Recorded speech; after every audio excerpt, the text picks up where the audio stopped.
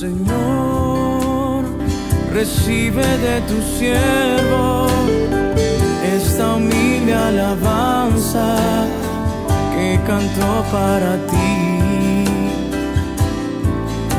Jesús, sé mi luz y mi guía, y sé el aire que respiro.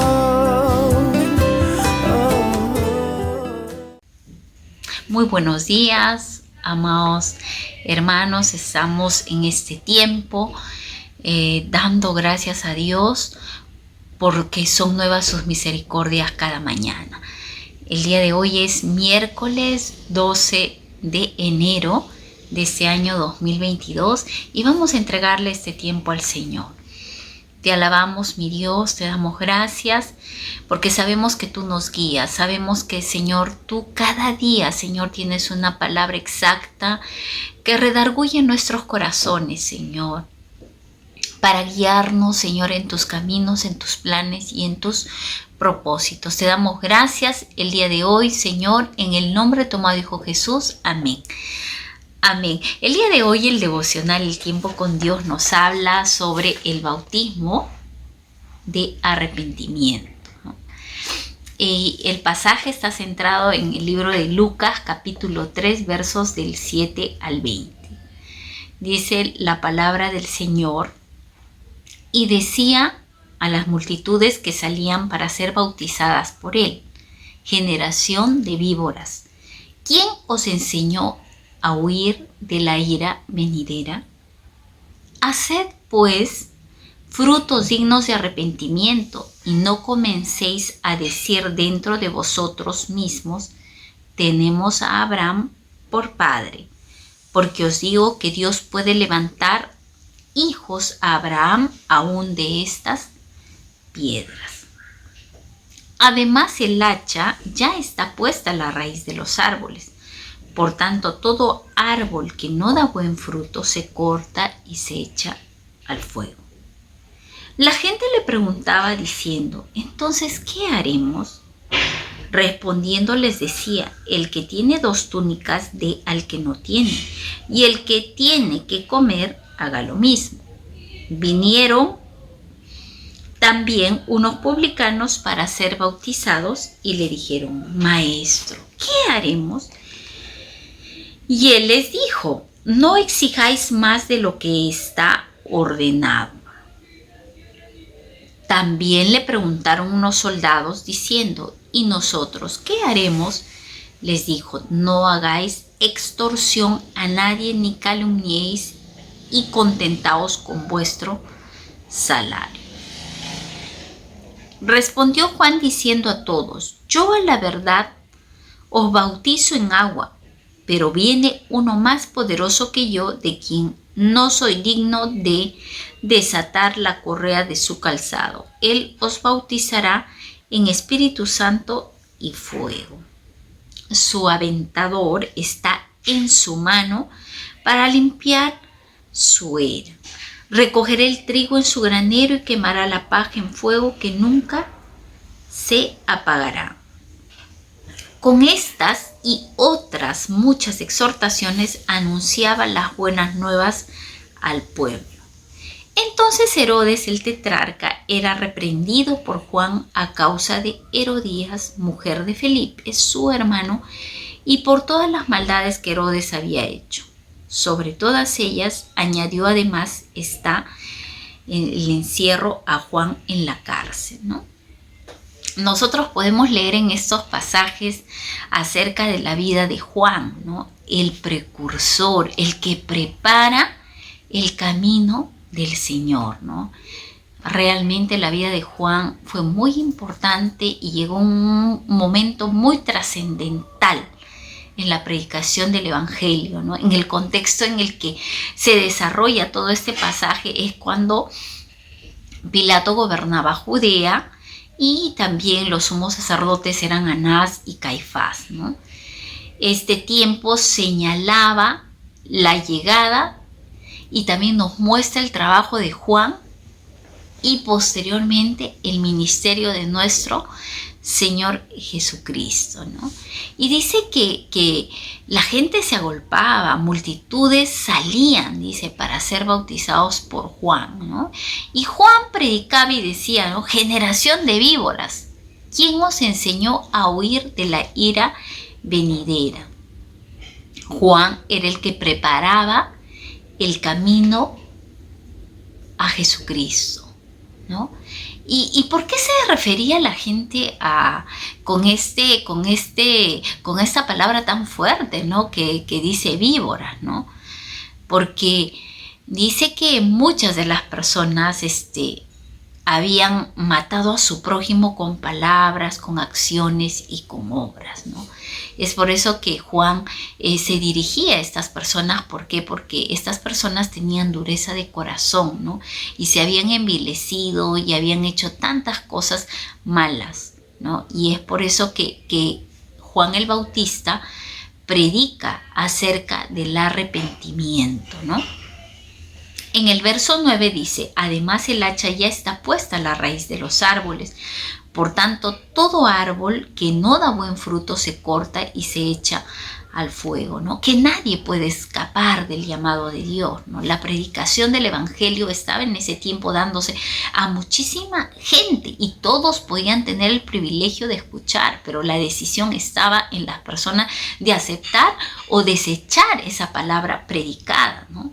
Entonces, en este tiempo Dios nos da de su palabra, extiende ese evangelio para que llegue a nuestras vidas y dice que todo árbol que no da buen fruto será echado al fuego, ¿no? Nosotros sabemos que el Señor pone delante de nosotros la vida y la muerte, la bendición y la maldición para que vivamos nosotros y nuestra descendencia. Está en nosotros tomar la decisión de aceptar el evangelio del Señor, aceptar el llamado que Dios nos hace a arrepentirnos y poder ser personas que dan fruto, ¿no? Y que no seamos cortados. Y en este tiempo podemos ver que esta palabra era bastante clara, ¿no? Y dice que mucha gente se preguntaba, entonces, ¿qué hacemos, no?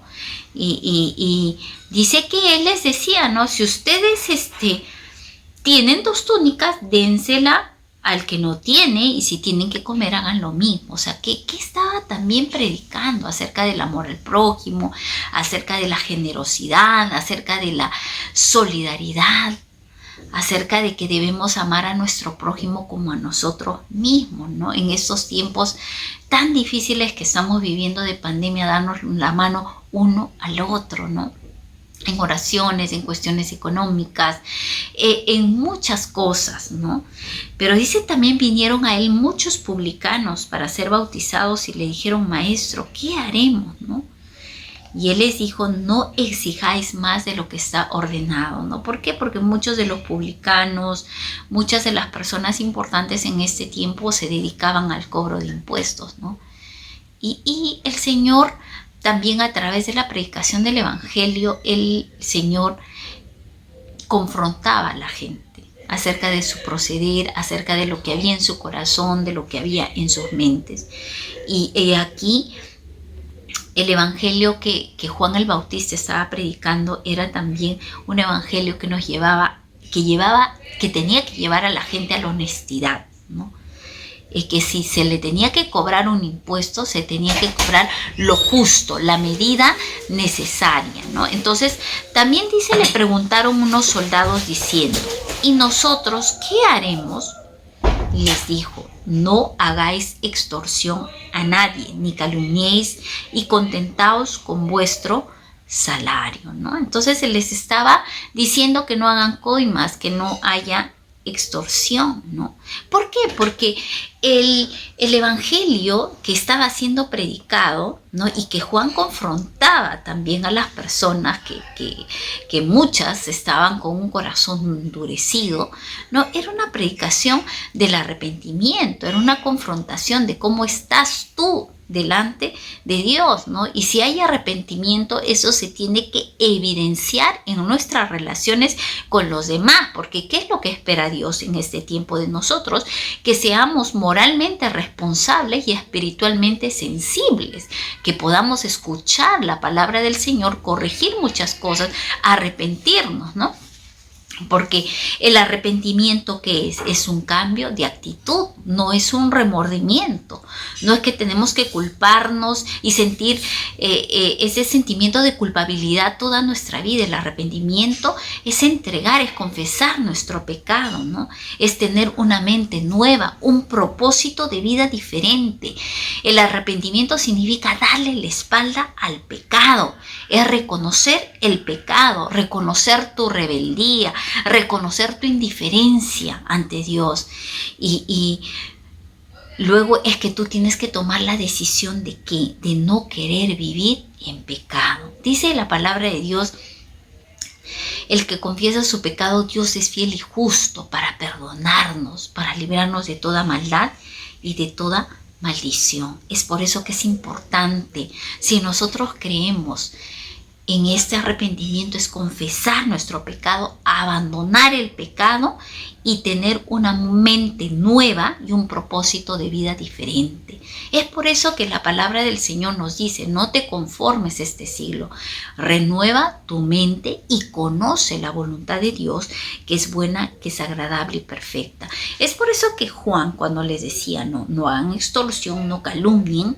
¿no?, les estaba diciendo que sean personas que también que su arrepentimiento se evidencie en sus relaciones con los demás, ¿no? Y en nuestra vida diaria, ¿cómo se evidenciaría, no?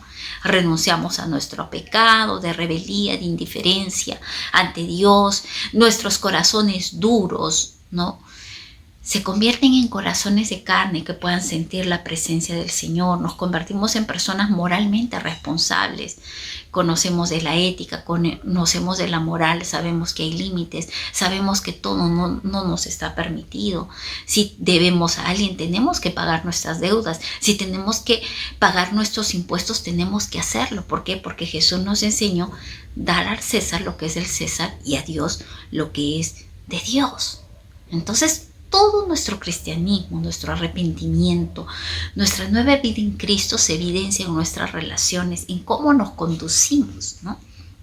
Ahora, en el verso 15 dice: como el pueblo estaba a la expectativa, preguntándose todos en sus corazones si acaso Juan sería el Cristo. ¿Por qué? Porque Juan era contundente, era claro en su mensaje, era un mensaje de confrontación. Y esa palabra viva y eficaz que viene de parte de Dios dice que llega como una espada cortante de doble filo que penetra hasta partir el alma y las coyunturas, los tuétanos, discierne aún nuestros pensamientos, ¿no? Y qué preciosa palabra, que a pesar de que Juan hablaba de una manera fuerte, contundente, clara, ¿no?, la gente se agolpaba porque en esas palabras había vida. Y en esas palabras estaba el mensaje de nuestro Señor, ¿no? Y luego dice: respondiendo Juan, diciendo a todos: yo a la verdad os bautizo en agua, pero viene uno más poderoso que yo, de quien no soy digno de desatar la correa de su calzado. Él os bautizará en Espíritu Santo y fuego. Juan el Bautista, ¿no?, ¿a quién presentaba? A Jesucristo. A Jesucristo que venía y que era más poderoso, ¿no?, que era el mismo Dios que venía, ¿no?, y que simbolizaba a Jesucristo, ¿no?, ese bautismo de Jesucristo, nuestra nueva vida en Cristo, muerte a la vida antigua, y que Cristo, a través del bautismo, de ese bautismo que Cristo nos enseñó, es que Cristo resucitó de los muertos para nuestra resurrección y justificación, ¿no?, y que somos uno con Cristo.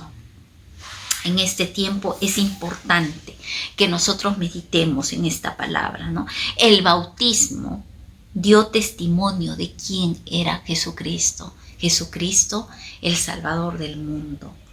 Jesucristo, nuestro Señor, nuestro Redentor, ¿no? Y también Jesús daba testimonio de de que Él vino a salvarnos. Y qué precioso que en el momento que Jesús fue bautizado, las palabras que Dios exclamó, ¿no? Que este es mi Hijo amado en quien yo tengo complacencia, ¿no? Y qué precioso porque Juan el Bautista nos predica acerca de nuestro Señor Jesucristo, el Hijo de Dios, que nos enseñó el camino a la salvación y que hoy gracias a Él somos uno en Cristo Jesús. Damos gracias al Señor por este tiempo y vamos a entregarle todo nuestro ser a Dios. Te damos gracias, Señor, por este mensaje, Dios, porque tú hablas a nuestros corazones, tú nos redarguyes, Señor. Tu palabra dice, Señor, si confesamos nuestros pecados, tú eres fiel y justo para perdonarnos, para librarnos de toda maldad y de toda maldición. Gracias, Señor, porque hoy hemos creído en ti, Señor, y nos hemos arrepentido también de todos nuestros pecados, Señor. Dejamos esta vida de rebeldía contra ti, esta vida de indiferencia, Señor. Bendito Señor, gracias porque en estos tiempos de pandemia nos has enseñado, Señor, a interiorizar muchas cosas, Señor, y a darle, Señor, tanta importancia a las cosas espirituales, Señor, y a vivir, Señor, a tus pies, rendidos, Señor, delante de ti. Te pedimos perdón por todos nuestros pecados, Señor. Perdónanos toda dureza de corazón. Perdónanos, Señor, toda mente entenebrecida, Señor. Gracias, Señor, porque el bautismo, Señor, también nos trae, Señor, una nueva vida en Cristo, Señor. Gracias, mi Dios, porque, Señor, nos hemos arrepentido, Dios.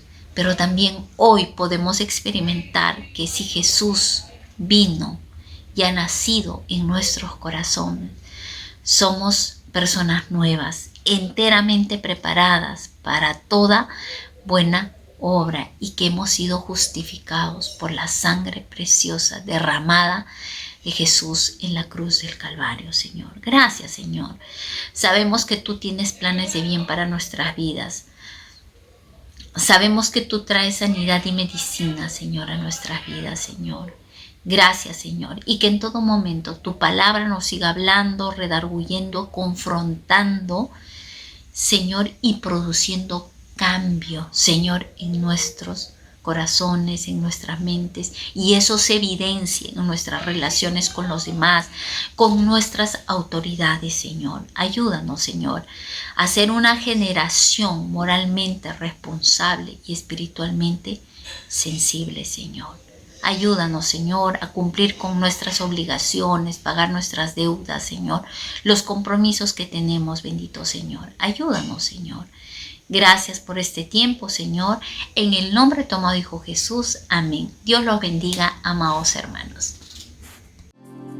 Señor, recibe de tu siervo esta humilde alabanza que canto para ti.